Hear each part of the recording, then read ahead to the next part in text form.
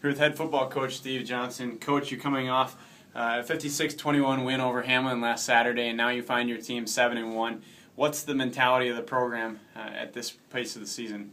You know, the guys are up. We're excited. We're in a great place as far as our deal here. We went out and we've got St. Olaf's great team, great quarterback, and his little brother is the best player on defense, and we've got a great game coming up with St. Olaf, and then we got St. John's, which doesn't matter what anybody's record is. It's a big deal for Bethel and St. John's. So we've got an incredible amount of excitement ready to go. On top of that, we're if we win out, we'll probably have a playoff shot, and you never know then, and we've done pretty well in the playoffs. So that's an exciting piece for it. The Hamline game was a good game for us. We had 3 starters on offense that weren't able to play due to injury, and we're still able to do some real good things. And defensively, we're saying that everybody's battered up a little bit right now, but we felt like we played well against Hamline, and each game you kind of grow to the next thing, and we feel like we're in that spot.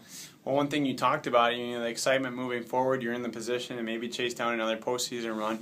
You got 2 big games left though, and what's the word that you're telling to your guys to finish strong and to get them prepared for a final 2 weeks of MIAC play? Well, we don't have a choice but to finish strong, and really, what you hope you would do anyway. But we really can't talk about 2 games. We need to talk about St. Olaf, team that last year we had a bitterly disappointing game against them, and really heard a lot of stuff. So there's motivation there. Although, we just want to play great. We want to be who we are. We want to be great defensively, fast defensively. Offensively, flip the ball around to some incredible weapons, and Eric Peterson, our quarterback, has done a great job getting the ball to people. Well, as you look ahead to St. Olaf, you mentioned earlier Dan Dobson, quarterback for the Olies.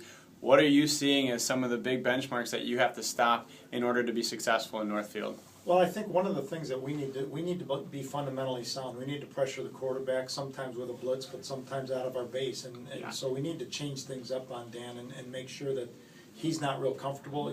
We can't really, have everybody cover all the time and have or blitz all the time. So we're going to mix it up and give him some different looks and make him be perfect. And if he is, then we'll rally to the football and tackle. Absolutely. Well, then talk about what you're also looking at on an offensive perspective. You mentioned that some people were injured last week. Do you get them back, and then how do you move forward with the guys you do have? Yeah, we've had Kyle Olstead, our tight end, just had a great year, but he pulled his hamstring against Gustavus, so we missed last week. We're looking for him to be about 85% this week, so he's going to play as of now.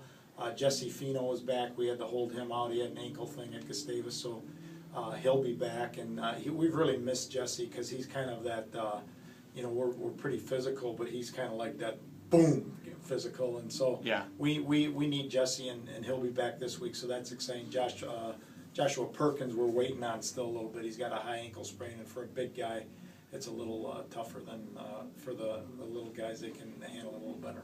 Well, I want to just quickly bring you back to last week, not to look too far back, but just talk a little bit about Brandon Marquardt's overall performance last week, rushing for 140-some yards. Just to have that ground game again, it has to feel good to get back to Bethel Royal football.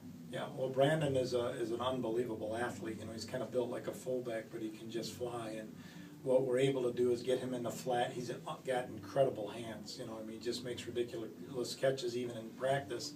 And so to have, put him in the flat, and then other times, carrying the ball, and then other times receiving, even down the field in the seam, and then he's a kick returner for us. And so he's kind of like, defensively, you don't like that guy that kind of, you kind of always got to know where he is. And we've got some guys with that like that when you think about Hallstrom and Hilbrands to mesh with that. So it's a pretty big deal.